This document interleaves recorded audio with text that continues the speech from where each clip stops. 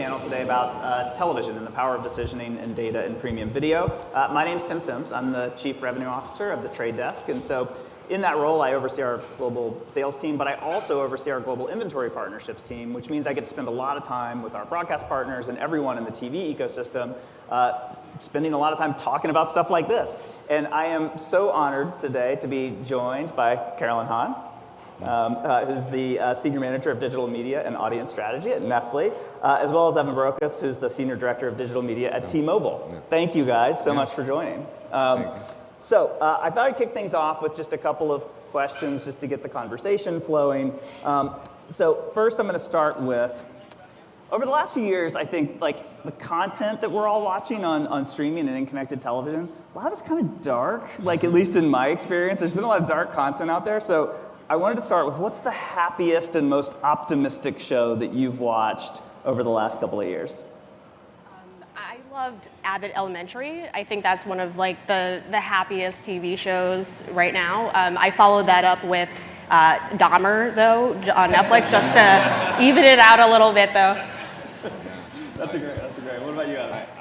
We've been really addicted to What We Do in the Shadows. I don't know if anybody's watching that, but that show is like just tickles a lot. It's like The Office, but with vampires. I'm a huge fan. Huge fan, and that's the brightest thing that I'm watching. That's the happiest thing I'm watching right now. That's a great recommendation. Yeah. That's the best TV show recommendation I've gotten so far this morning. My personal answer, I'm going to go with Ted Lasso. That's a very optimistic, happy show over the last few years.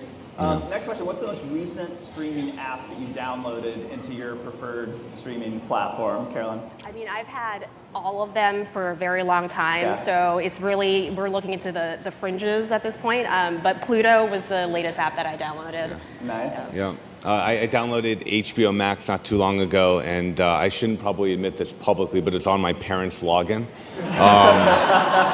And what I felt so guilty about it, I called my brother and I was like, I'm using our parents' login for HBO Max. And he's like, oh, me too. And like, it was like that other profile that's in there's a fourth profile. And I was like, that's my profile. And then I went into all of their other streaming apps, and we both have profiles in all of them now. And so, again, shouldn't have admitted that if anybody here is from HBO Max. Sorry. That's a real thing. It happens. Yeah. All right. Well, thank you guys. Now we can get into the real conversation. So we should start, I think, in a place where you guys have been both at T-Mobile and at Nestlé, been so involved in the CTV ecosystem. But I'm just curious the current state. Like, where do you guys think we are in the evolution of the CTV marketplace? You guys were both early in on CTV, but I'm just curious, like, where you think we are right now, and what are the opportunities at this stage in the game? Carolyn, let's start with you. Yeah, I mean, I think actually, if you start thinking about streaming, I mean, it's been around for, like 15 years.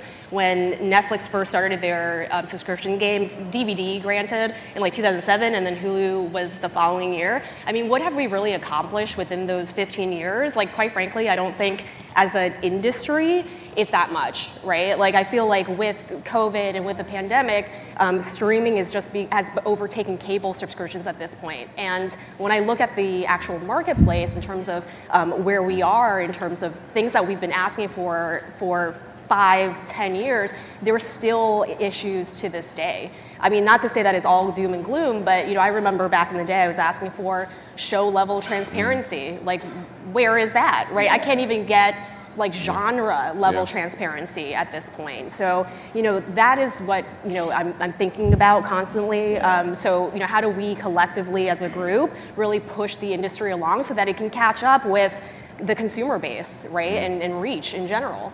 That's great. So still a lot of work to do, essentially, in the ecosystem. Evan, where do you think we're at right now? We were talking about like if you're looking at like a baseball game only because it's the playoffs and there's a 9-inning game, I think we're in like the bottom of the first inning right now, right? I think we're like all the way in the beginning, and we've been, it was kind of like the year of mobile. It was the year of mobile for like 10 years, and then it was finally the year of mobile, and then people started actually taking it seriously, and now I think it's kind of been the same thing with CTV. It's like been every year, it's like, oh, this is going to happen, and then it's actually finally happening, and I agree. I think the pandemic probably accelerated things.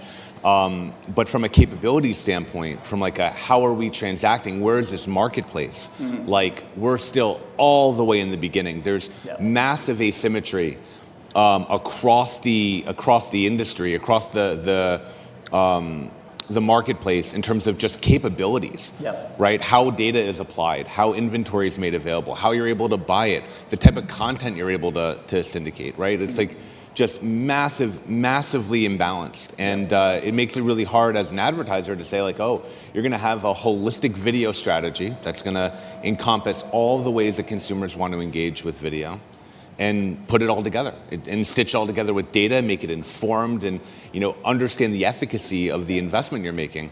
It's incredibly challenging right now. And when you look at more mature ecosystems, and linear is an amazingly mature ecosystem. It had a standardized currency, right? It had a really consistent and stable buying cadence and buying mechanisms, right? Like it was a very predictable thing in terms of I'm going to put $1 in, and as an advertiser, I'm going to know to a degree what I'm going to get back from it. And it had matured over 60 years. I think you said this was the 60th upfront that this year, and it's 60 years it took that industry to really, it didn't take 60 years, but it took a long time for it to consolidate and mature. And if you look at where we are with CTV, it's like this is the start right now this year, where I think advertisers are really like, yep, the consumers have already moved, how do we catch up? And now we're approaching a really immature ecosystem of publishers and distributors and intermediaries and platforms and data brokers and data providers, and no one really knows right now how to negotiate it holistically, which is, I think, a huge challenge right now. So we're in the early innings of CTV from an overall marketplace maturity perspective, and Carolyn, you mentioned this as well. Like, where do you guys see like kind of the flip side of that question, or the other part of that question, as far as like the opportunities? So we've got a lot of work to do, but where do you see some of the near-term opportunities if you look at it from Nestlé's perspective? Yeah, I mean, I think the most obvious opportunity is to really start trying to measure it effectively. And so, I mean, I'm sure a lot of the marketers who are here in the room can attest to how quickly your organizations needed to move and to adjust this year.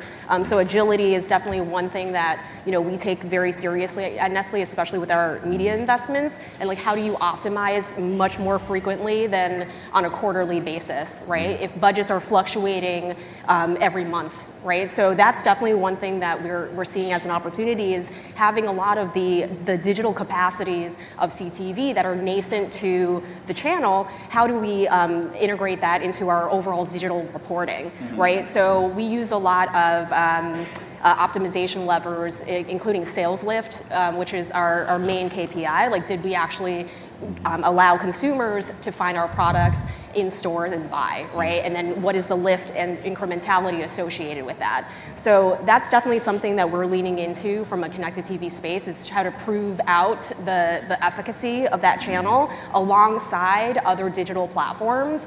When I say that, I really mean, within the digital ecosystem of like banners, online video, what is that holistic strategy looking like?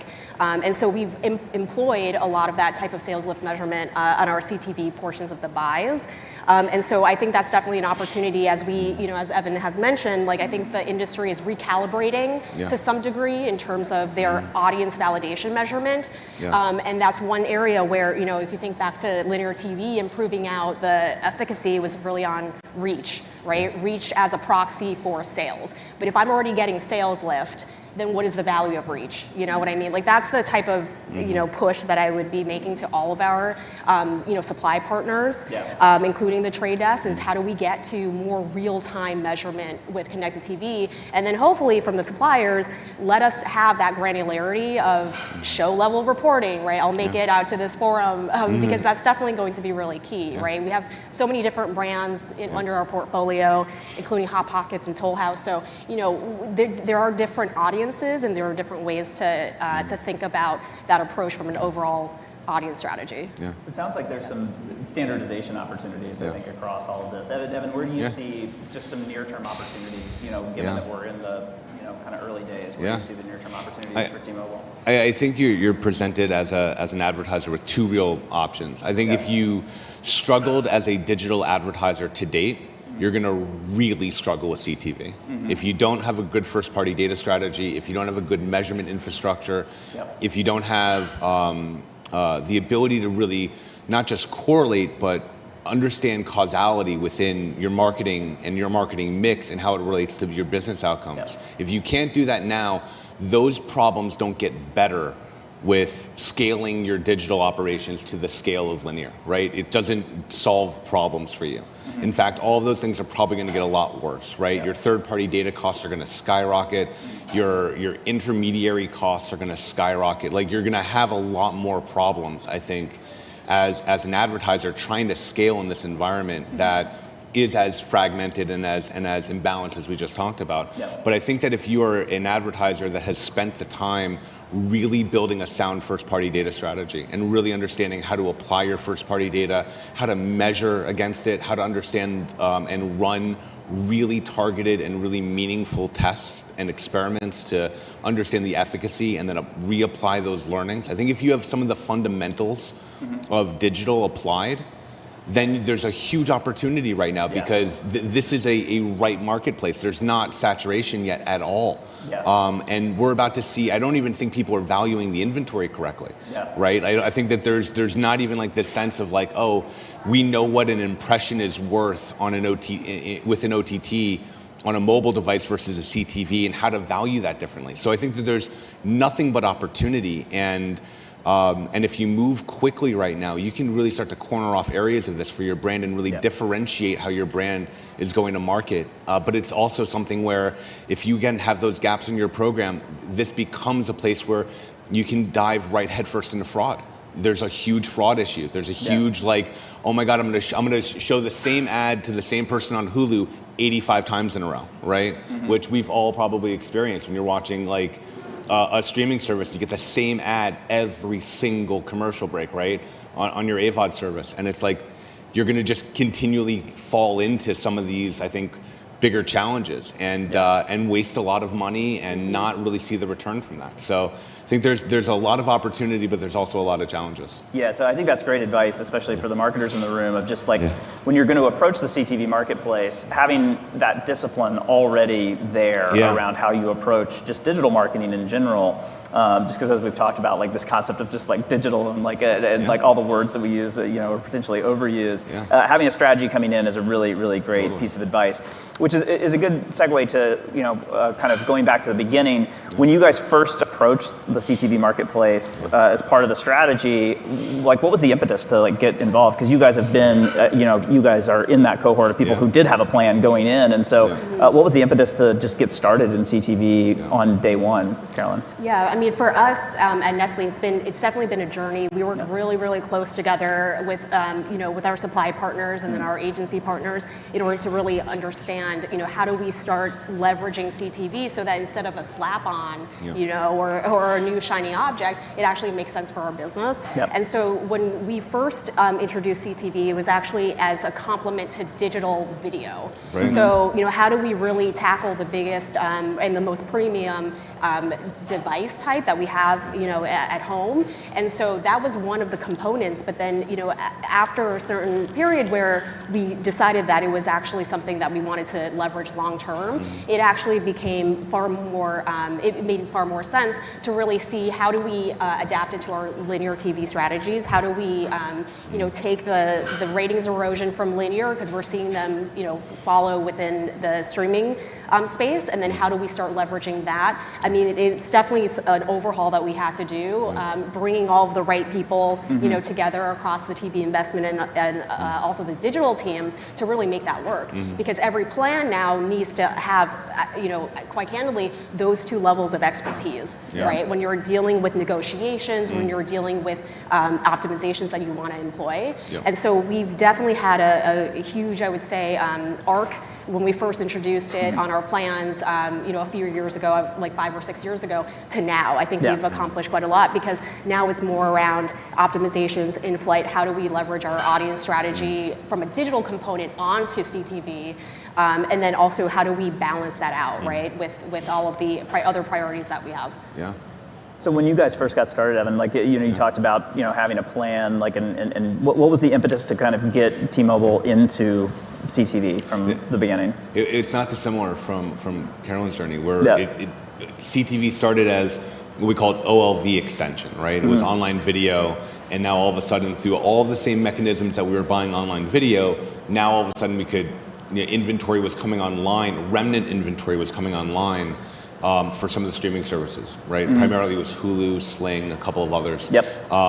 And we were just, okay, like that's a bigger screen, but it's the same thing, right? Like, and a couple years ago, I think it was either 3 or 4 years ago, was when the network started, as a part of their upfront agreements, having TRP extensions into the OTT space. And so there was this kind of like coming up from OLV and coming down from the upfronts, all of them kind of meeting in the middle, and then we were trying to figure out what to do with it, right? Okay, now we have inventory that we're upfront negotiating, and inventory that's remnant, or that we're negotiating on a PMP basis or on a marketplace basis with other OTT publishers, and now we have this kind of confluence between the two, and I still think we're trying to figure out how to structure that in a way that makes a lot of sense, because one is operated very differently than the other, and the goal I think is for us is to, again, as you said, create standardization there so that we're really consistent in how we're delivering both experiences to the consumer, but also value back to the brand, right? I think right now,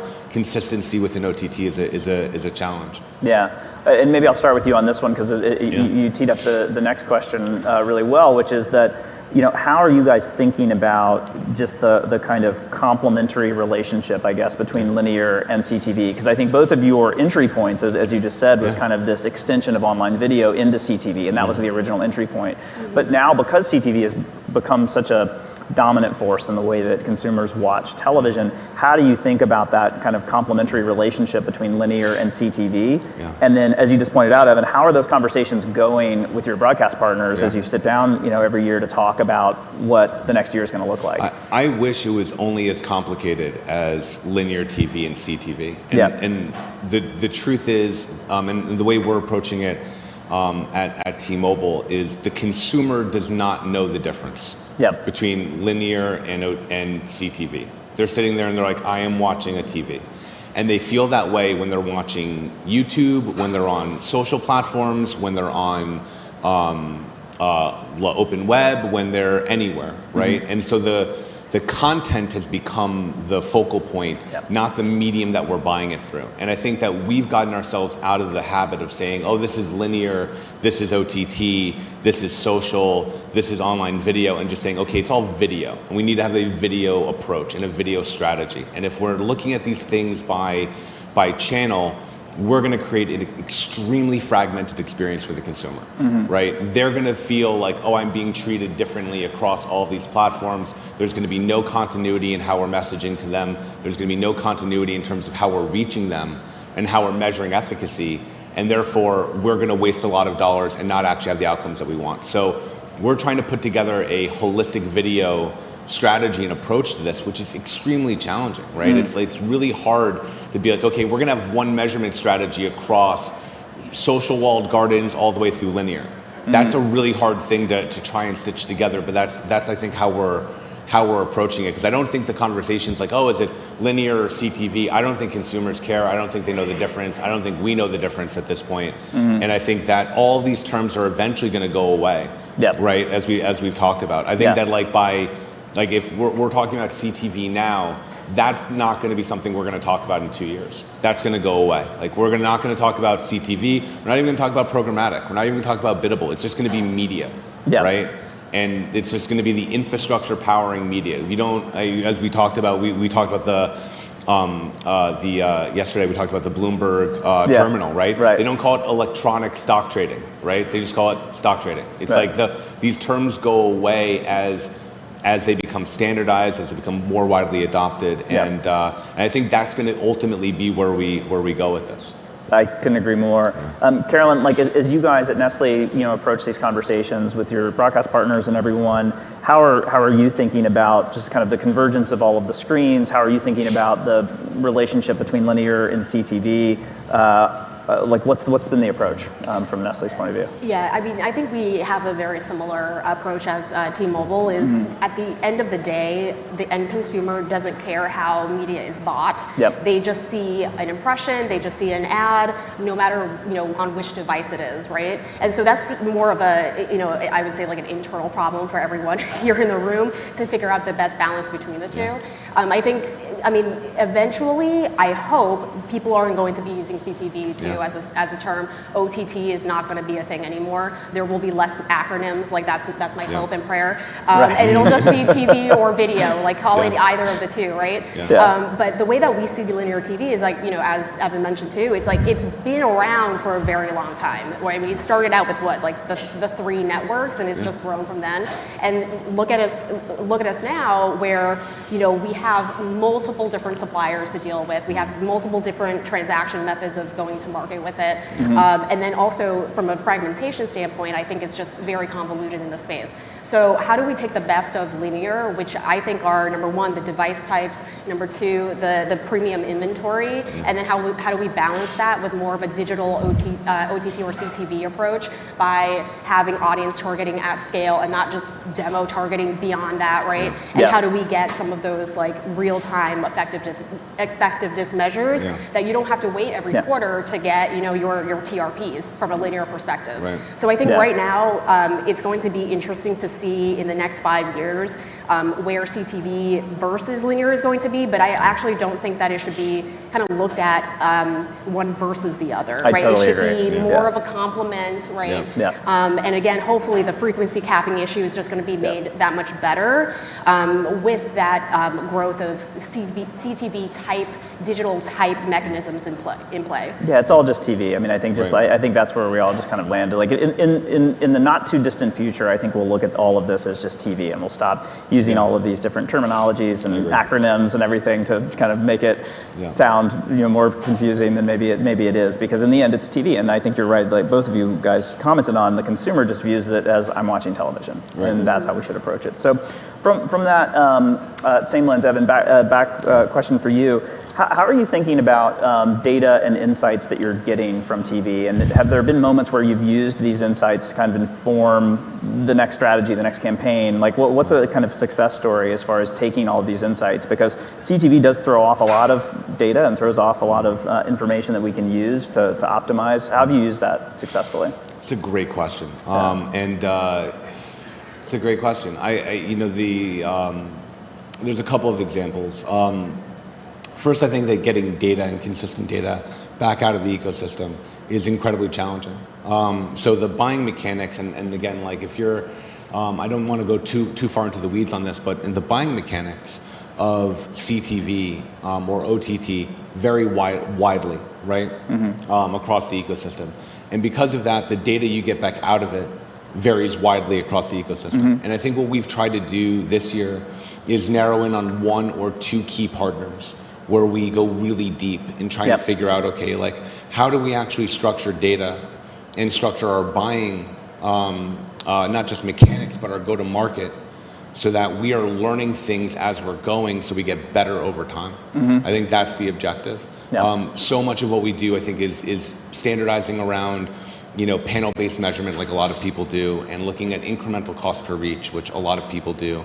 And it's not necessarily unique. I think what we're trying to do now is really go deep with a couple of partners to say, like, okay, like, are we getting actual incremental, not just reach, but we're getting incremental sales lift? And then can we create data pipelines that come back out and actually inform how we go to market on the same cadence at which we're planning? And that, I think, is something that we're working on now that's really exciting.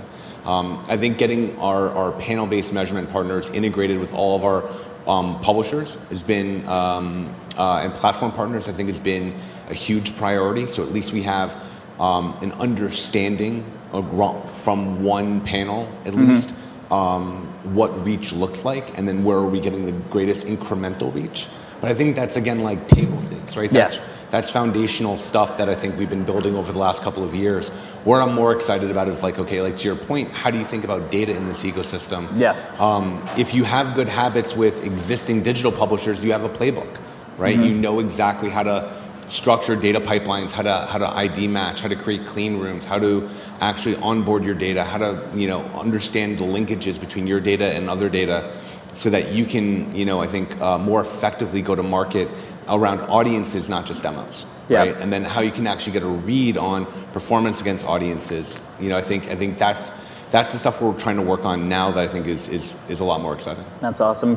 Carolyn, how are you guys using all of these insights to measure success as it relates to CTV? Yeah, I mean, I think I could talk about this for like 4 hours, but just to make it a long story short, I mean, obviously we look at sales lift, which I already introduced, but the biggest pain point, I think, from a CTV perspective is suddenly you're encountering 3 different types of measurement, right? Are you looking at an incremental reach report? Are you looking at a sales lift report? Are you looking at a brand lift report, right? So those are the 3 main core areas that we're looking into. And so when you're first getting all of this, in my position, I was like, what am I looking at? Like, which report here is going to tell me the truest form of success? At the end of the day, it's about prioritization, right? Figuring out which type of measurement it is that's going to be employed. So for the average, for the most part, we do look at sales lift. We look at a variety of different break values, so we can get audience level insights, obviously device type insights with other digital tactics that are also utilized on the plan. And then also kind of where we're starting to learn and lean into is content, right? So at least those type of break values. What we also like to do is really try to think about your frame of reference. Like, are you looking at CTV alongside the rest of your digital plan, or are you looking at your meta sales lift report, right? Are you how are you judging what that true success metric looks like? Because at the end of the day, we do have media mix, but that takes a year to run, right? So, and we don't have the luxury as a business to wait. And so I think the frame of reference, the break values, and then that order of prioritization in terms of what type of measurement you're getting for CTV is going to be really critical. Yeah. As you guys kind of look out over the next couple of years, what developments, either from a content or technology perspective, are you most excited? Or maybe another way of saying that, like, which problem are you most excited to solve over the next couple of years?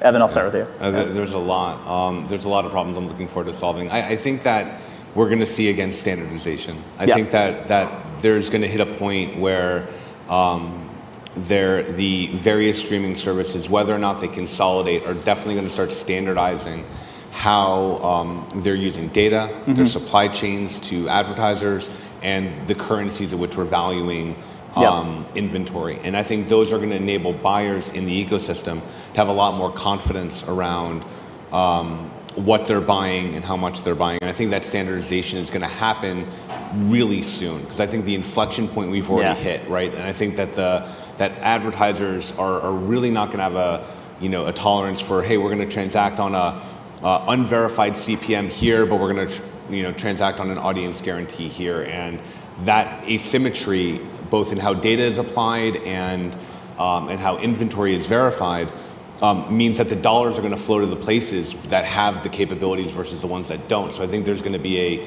real race to actually standardize this across publishers. And then it's going to be this innovation game on their side, which is going to be super exciting, right? They're going to take data to market in new ways. They're going to innovate ad units. They're going to make it a better consumer experience and a better advertising experience. They're going to apply data better. It's going to be really exciting.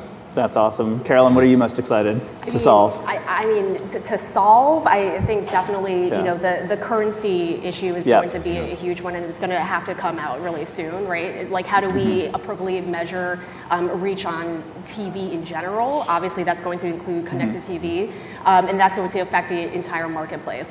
I think the other area that I'm looking to learn a little bit more on, not necessarily solve, but I'm curious to see what happens with Netflix, right? Like, in their new AVOD program, so let's see what that looks like, because it'll obviously inform what other supply partners decide to do.